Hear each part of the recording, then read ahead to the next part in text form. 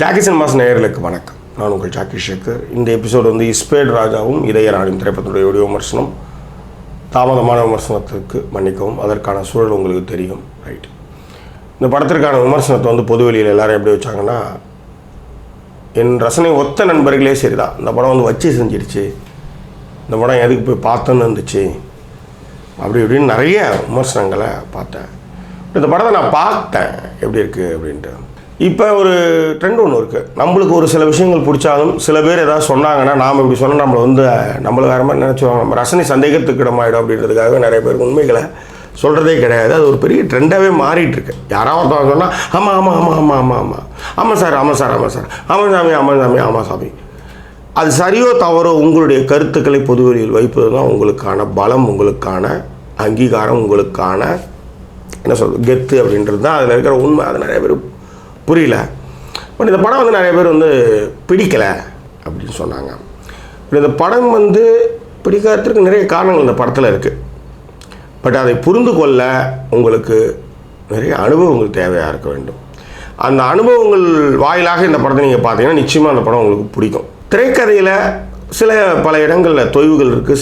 சில காட்சிகள், சில திரைப்படங்கள் வந்து ஞாபகப்படுத்துது. நிறைய பேர் சொன்னாங்க அர்ஜுன் ரெட்டியை வந்து ஒரு மாதிரி இமிட்டேட் பண்ண மாதிரி இருக்குது அப்படின்னாங்க. கிடையாது, அதுக்கான காரணங்கள்லாம் இருக்குது. அதே மாதிரி அர்ஜுன் ரெட்டிலையும் காரணங்கள் இருக்குது. பட் அதே இதுவும் ஒன்றும் கிடையாது. பட் இந்த படத்தில் அந்த காதல் வெளிப்படுத்தக்கூடிய இடங்கள் இருக்கு இல்லையா, அதெல்லாமே அவ்வளோ ரொம்ப அற்புதமாக இருந்துச்சு. ஆக்சுவலாக ஒரு இன்ஃபீரியாரிட்டி காம்ப்ளெக்ஸ் உள்ள ஒரு ஆணுடைய காதல் எப்படி இருக்கும் அப்படின்றது வந்து இந்த படம் தான் மிக சரியாக அதை வந்து பதிவு பண்ணிச்சு.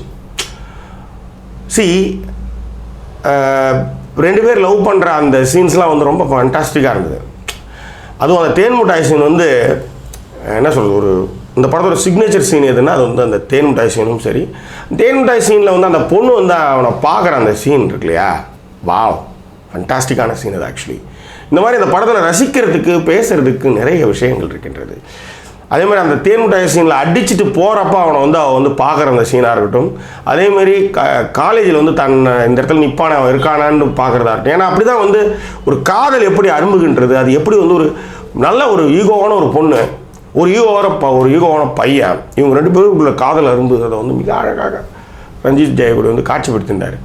பட் இதில் எங்கே வந்து நீங்கள் இந்த படம் வந்து சரியில்லை, எங்களுக்கு பிடிக்கல அப்படின்னு சொல்கிறாங்கன்னா, நீங்கள் அந்த அனுபவங்களை நீங்கள் பெற்றிருக்க மாட்டீர்கள். அப்படியான நபர்களையோ அப்படியான காதலையோ நீங்கள் சந்தித்திருக்க மாட்டீங்க. முடிஞ்சு போனால் ஒரே ஒரு லவ்வோட இல்லை ஒரு காதல் என்ற அனுபவமே இல்லாமல் நீங்கள் இருந்திருக்கலாம். இல்லை உங்களுக்கு காதல்னால என்னென்ன தெரியாமல் இருந்திருக்கலாம். இல்லை உங்களுக்கு இப்படியான காதல் நீங்கள் சந்தித்திருக்க மாட்டீர்கள். அதனால் கூட உங்களுக்கு இந்த படம் நல்லா இல்லாமல் இருக்கலாம்.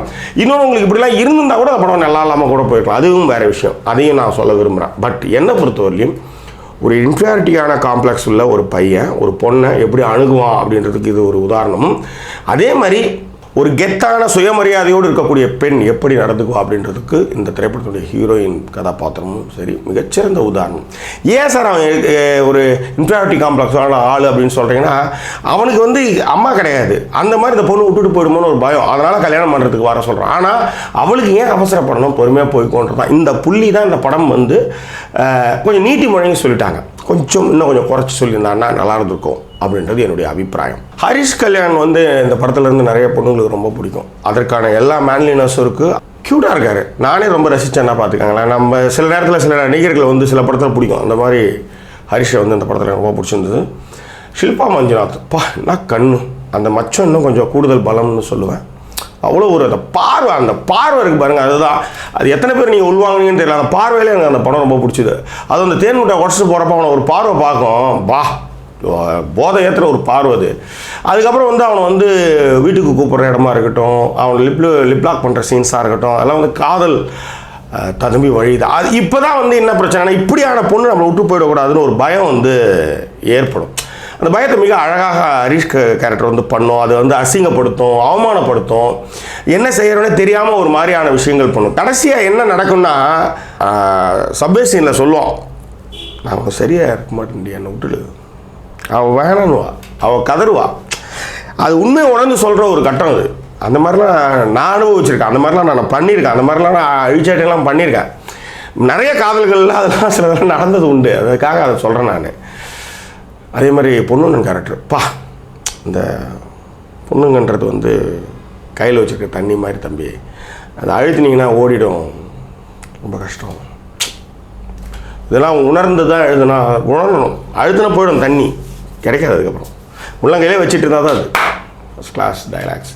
மகாபானந்த், பாலசரவணன் அவங்க ஃப்ரெண்ட்ஸ் அது பேசுகிற அது விஷயங்கள் எல்லாமே ரொம்ப நல்லாவே இருந்துச்சு. சாம் சிஎஸோட மியூசிக் வந்து ரொம்ப ரொம்ப நல்லா இருந்து. எனக்கு கண்ணம்மா சாங் அது பிக்சரேஷன் வந்து அவ்வளோ சூப்பராக இருந்துச்சு.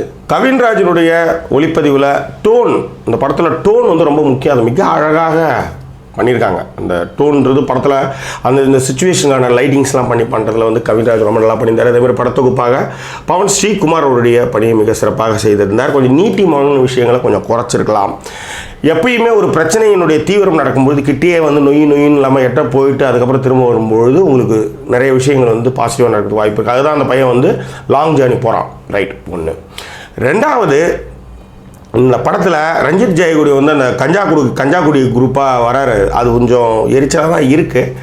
பட் இப்படியான ஆட்கள் அப்படி ஆட்கள்கிட்ட மாற்றவங்க நிறைய பேர் இருக்காங்கன்றதாக வச்சுருக்கேன். அந்த சீன் தான் கொஞ்சம் லேகாக இருக்க மாதிரியும், அந்த சீன் தான் கொஞ்சம் ஒட்டுதல் இல்லாமல் இருக்குது அப்படின்றது என்னுடைய அபிப்பிராயம். இந்த திரைப்படம் காதலில் விழுந்து, காதலில் அழுது, காதலில் கண்ணீர் வெடித்து, காதலில் முங்கி எழுந்தவங்களுக்கான ஒரு படம். அதை நீங்கள் நிறைய காட்சிகளை ரிலேட் பண்ணிக்கிங்க அப்படின்றது என்னுடைய அபிப்பிராயம். ரிலேட் பண்ணிக்கலைன்னா நீங்கள் அந்த படத்தை உள்ளாரே நுழையலை அப்படின்னு அர்த்தம். நீங்கள் என்ன தான் சில விஷயங்கள் பண்ணால் கூட சில பேர் படத்தை உள்ளார நுழையவே மாட்டான். இதே எனக்கு அந்நியமாகவே பார்ப்பான். அந்த மாதிரியும் சில பேர் இந்த படத்தை பார்த்துருக்கலாம். என்றாலும் கூட என்னை பொறுத்தவரை இஸ்பேட் ராஜாவும் இதயராணியும் வந்து சில பல இழுவை காட்சிகள் தவிர்த்து விட்டு பார்த்தா அந்த படம் வந்து ஒரு பொயட்டிக்கான ஒரு ஃபில்ம் அப்படின்றதுல மாற்று கருத்து இல்லை. இயக்குனர் ரஞ்சித் ஜெயகுடி இந்த திரைப்படத்தில் காணப்பட்ட சின்ன சின்ன குறைகளை கலைந்து விட்டு இன்னும் சிறப்பான திரைப்படங்களை நமக்கு அளிப்பார் என்ற நம்பிக்கை எனக்கு இருக்கின்றது. இந்த திரைப்படத்துக்கு ஜாக்கி சினிமாஸ் அளிக்கக்கூடிய மதிப்பெண் 5/3. இந்த திரைப்படம் பார்க்க வேண்டிய ஒரு திரைப்படம் என்று ஜாக்கி சினிமாஸ் பரிந்துரைக்கின்றது. வேற என்ன, மீண்டும் வேறொரு எபிசோடு நான் சந்திக்கிறேன். அவர் நன்றி கூறுவது உங்கள் ஜாக்கி சேகர். நன்றி, வணக்கம்.